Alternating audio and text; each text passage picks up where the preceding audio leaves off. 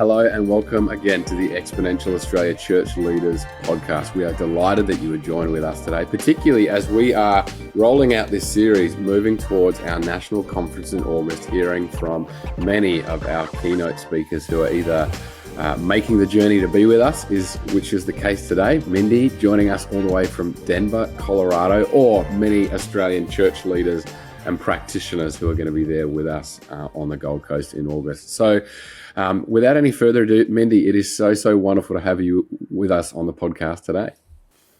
Thanks, Charlie. I always love joining you for stuff like this and looking forward to August a ton. So good. Well, hey, we have had you on the podcast before. This is the second time for you. It was an absolute joy to have you a number of years ago, particularly as we were rolling out Exponential here in Australia and this podcast and seeking to encourage many of our listeners and leaders who are doing great work all across the church in Australia. But I wonder, for those who maybe are more recent listeners, just joining us, maybe hearing your name for the first time, do you want to give us a bit of a sketch as to who you are, where you find yourself, some of your ministry backdrop to today, and even some of the things that you're passionate about, and hence what we'll talk about today? Yeah, for sure. Glad to meet you all through a podcast. But my background really, kind of came to faith, in my family of origin a little bit, and then in college, got really compelled that God's kingdom was the best way to use your time and energies. And I'm sure many of you have had similar conclusions, because then you get pushed into or invited into more vocational ministry. And after some training that my husband and I did, a church planting internship at Willow Creek Community Church in the early 90s, we went and then started our own church in Boston, Massachusetts, which, if you're not familiar with the US, it's on the sort of northeast seaboard and a historic city. A lot of, American history comes from that city and area.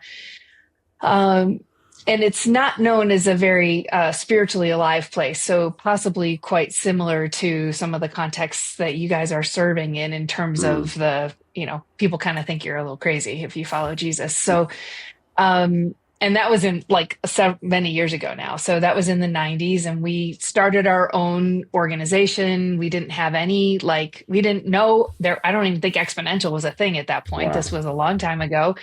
And we didn't have a denomination. We weren't sent by anybody. We were just kind of doing that parachute drop into a city. So,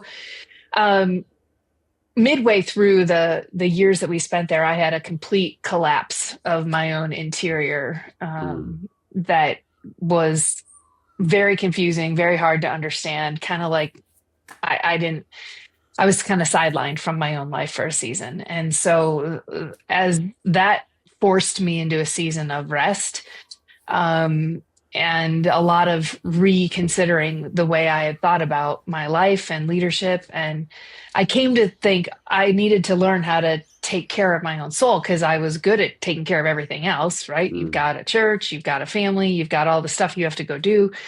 And my own care of my own soul was like the last on my list. Like, I would have a quiet time, check the box, but it wasn't that wasn't my orientation. So God just so graciously, out of this collapse, took me on a journey that I think when you and I last talked, there was a new book that I just released. I can't remember if that came out, but anyway, Ignite Your Soul is a book that has been telling the story of that burnout in far greater detail than I have in other books over the years.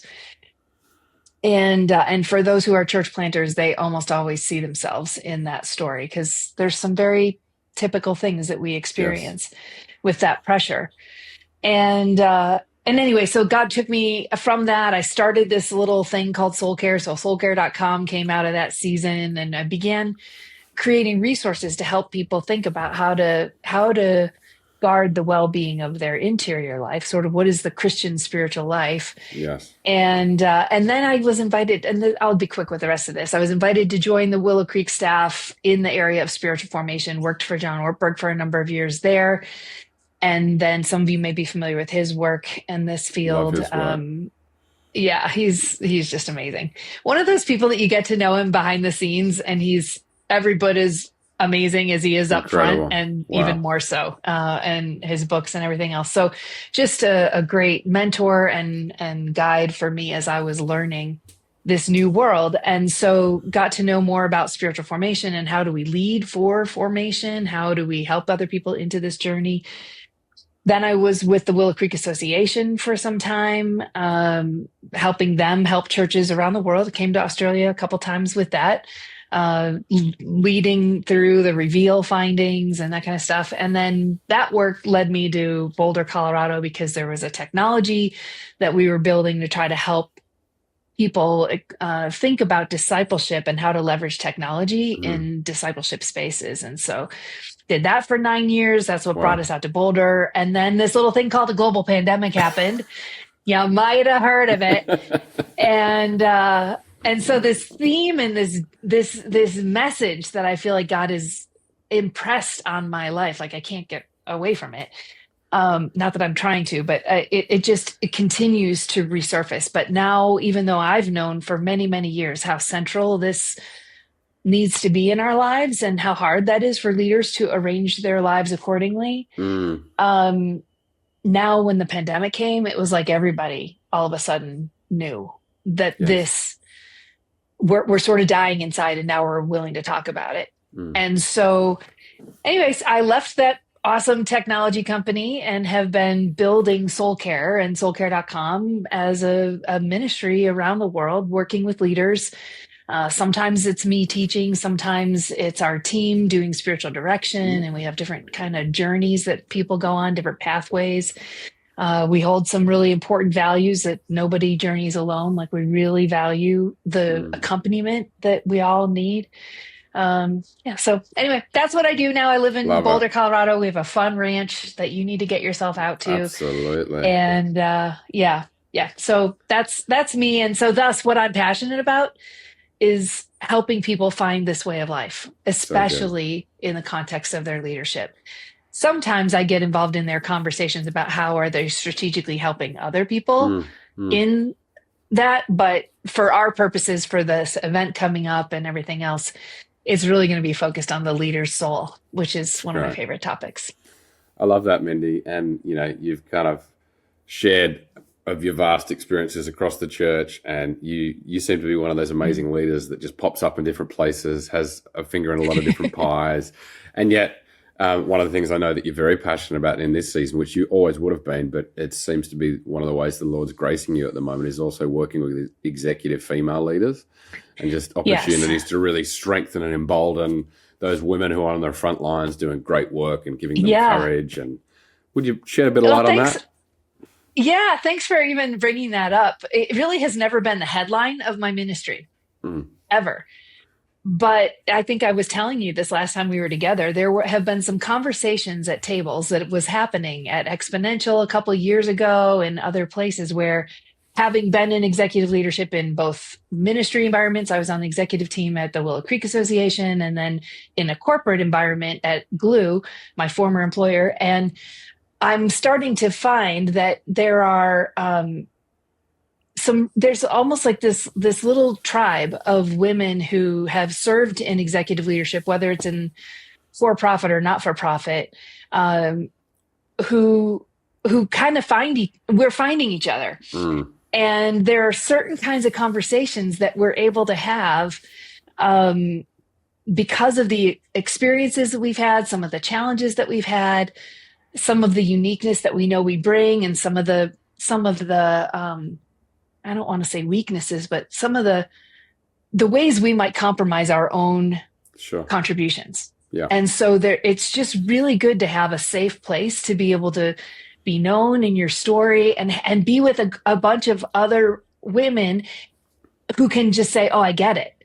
I get what that's like to be the person in the room that had that happen. I get what it's like, anyway, it's been a sweet thing. So there's just been some, you're right. It's becoming a little bit of a little side effort or side, I don't know what to call it, but it's just been delightful. And you've introduced me to some women in your context who are amazing executive leaders. And so it's just been really sweet to see that there are some commonalities and ways that we can encourage each other. It's great. Because no matter where you stand on issues of women's roles within churches, within ministries, within boards and denominations, and all that kind of stuff, I think most people could agree that women can bring a lot to all these environments. Yes. And how do we skill up for that? And also, how do some of those environments need to maybe morph or adapt or It's great.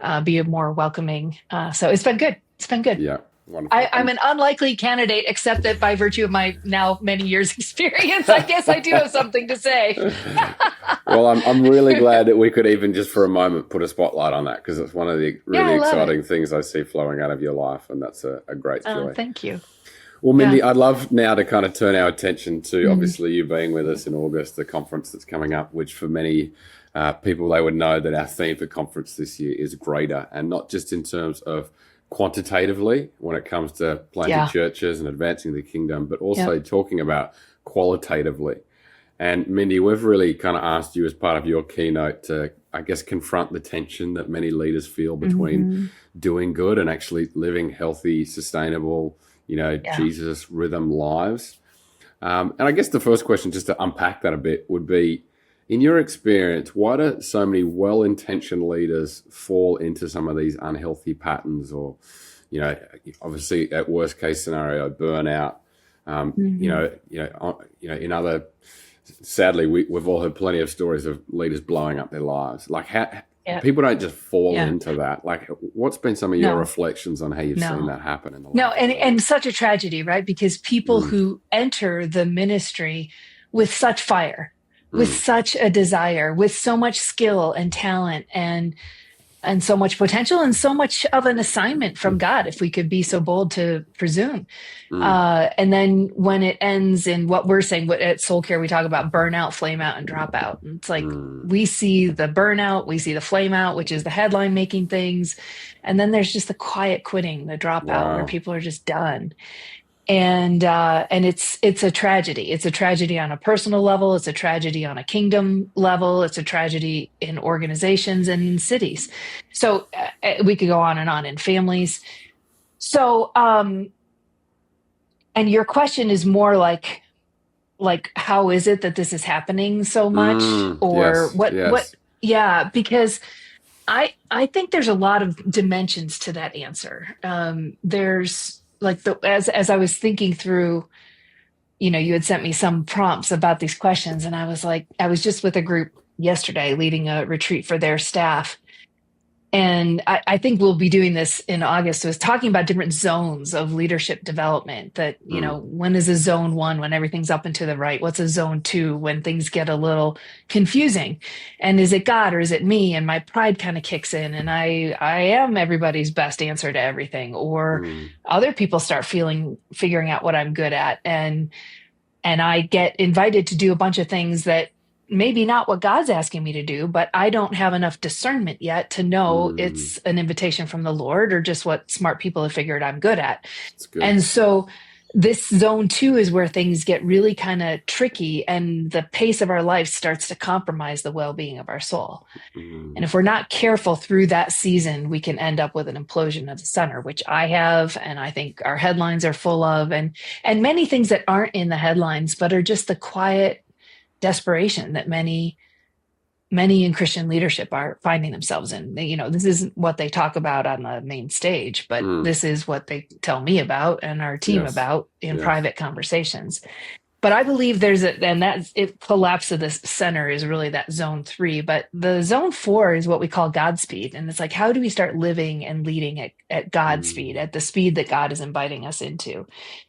And if I were to say, of all those things, what's the linchpin? What is the thing that can protect us?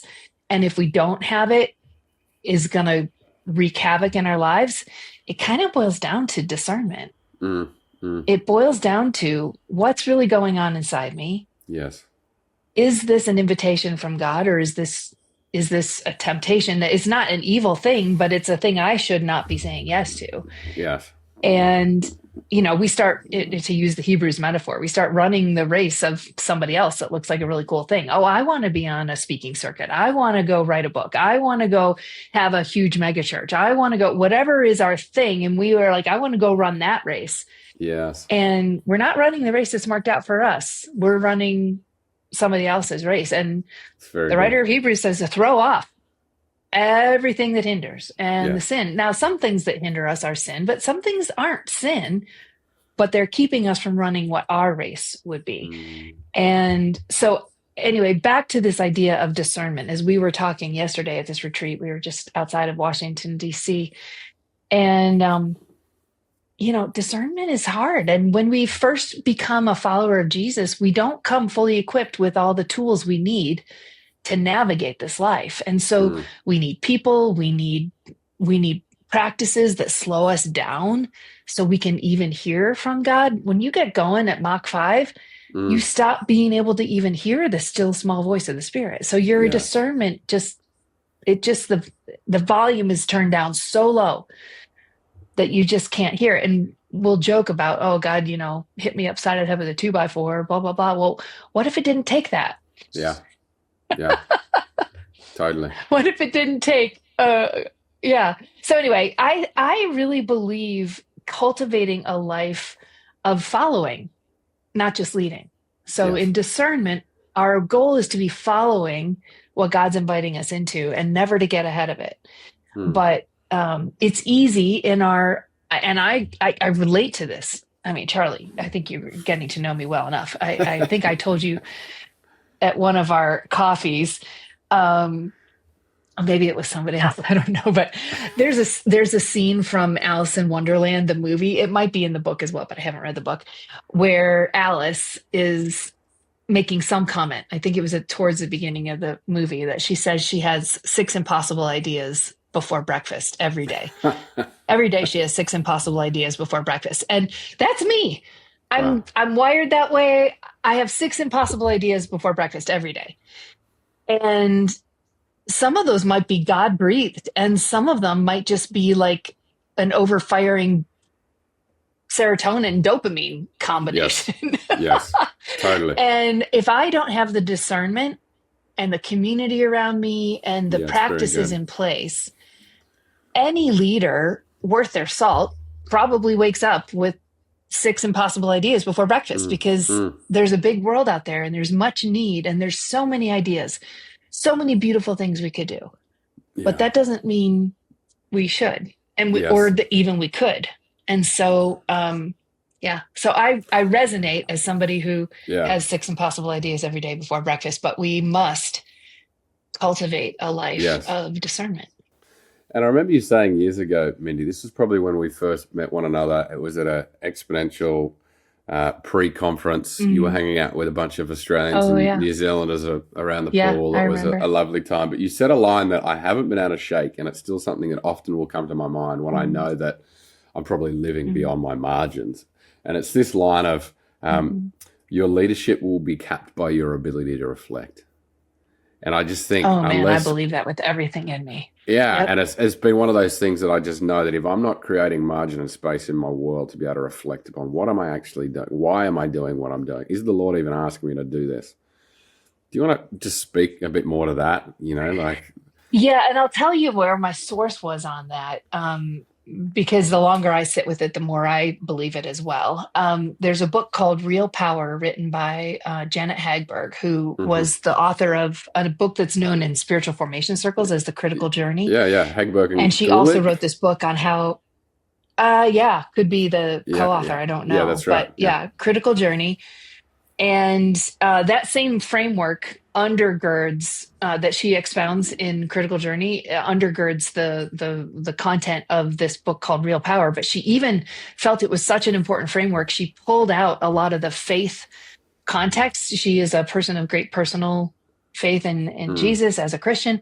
But this book actually is quite applicable to a very broad audience.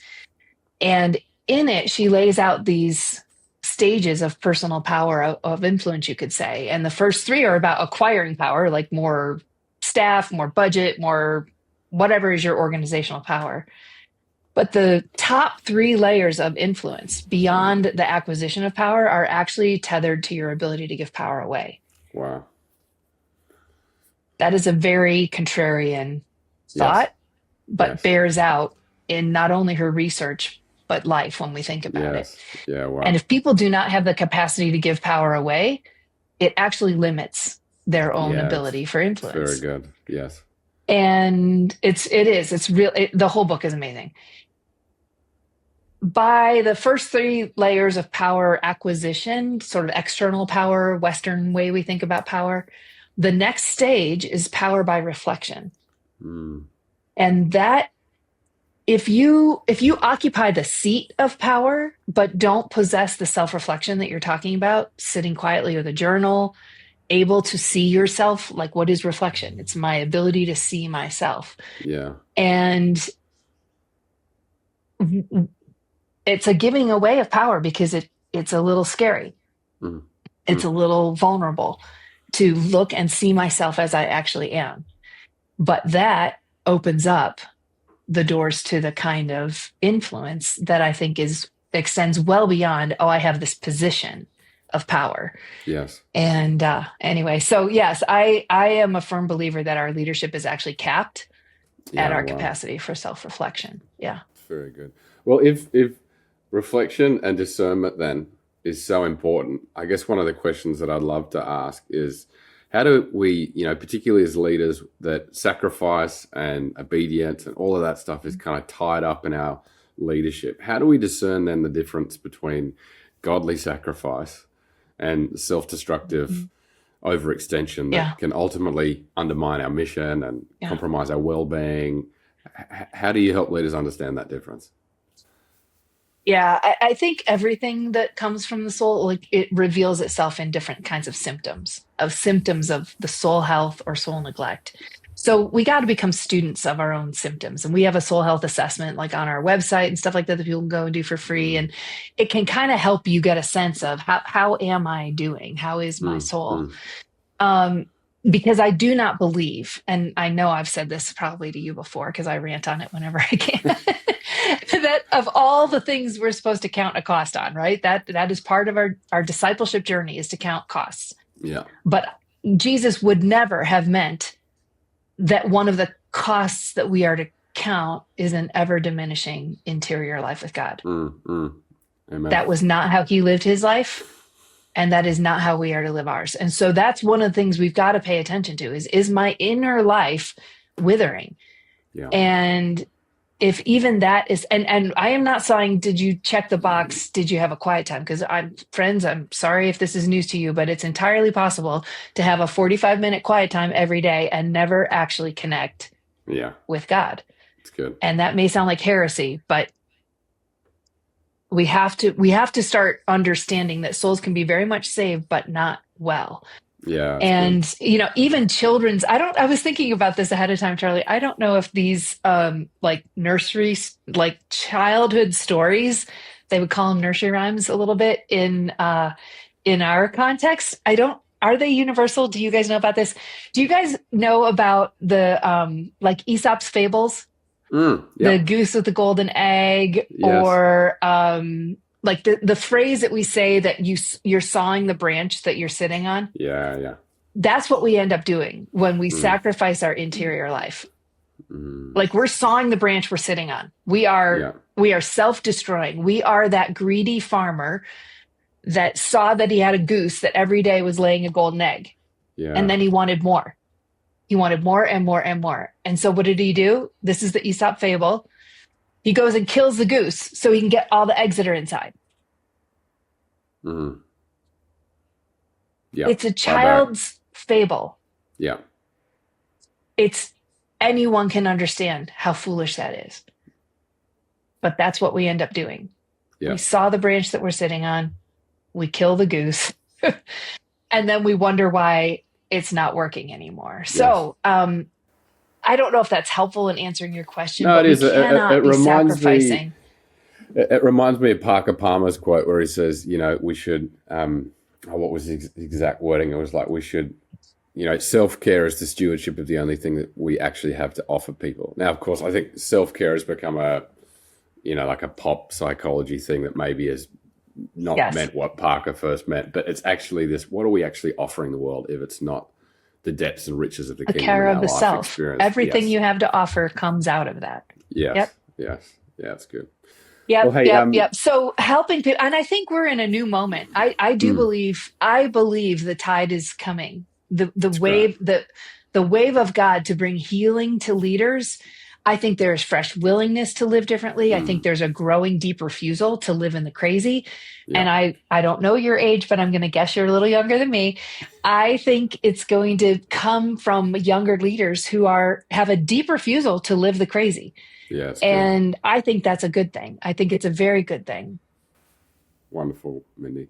Hey, you've alluded to it on a number of occasions, just the crazy, the deep refusal to kind of live into the crazy. In this season where there's cultural complexity and fatigue, you have spoken about the need to be physically healthy, relationally intimate, mentally Mhm. whole, spiritually alive. Which of these Yeah. areas do you think that leaders most often neglect? And of course, it could be a combination of all of them. And what would you Mhm. suggest as some practical steps to strengthen some of those areas? Yeah.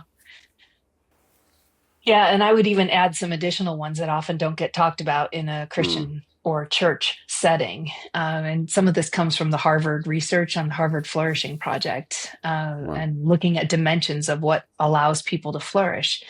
And two of the ones that, in addition to mental, emotional, spiritual, relational, physical that Mm, you mentioned, there's also vocational mm, alignment. Do you have a sense of purpose? Is there alignment in your work and what you're doing? Like when that gets sideways, we're created to work, and that becomes such a big part of our experience of ourselves, of God, of others. And so vocational is another one. And then the last one that is, again, hard to talk about sometimes in ministry settings is the financial.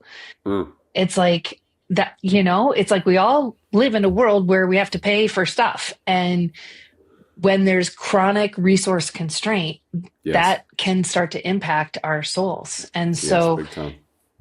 I didn't have any like one specific thing to say in each of those, but let's go back to your reflection and the idea of journaling.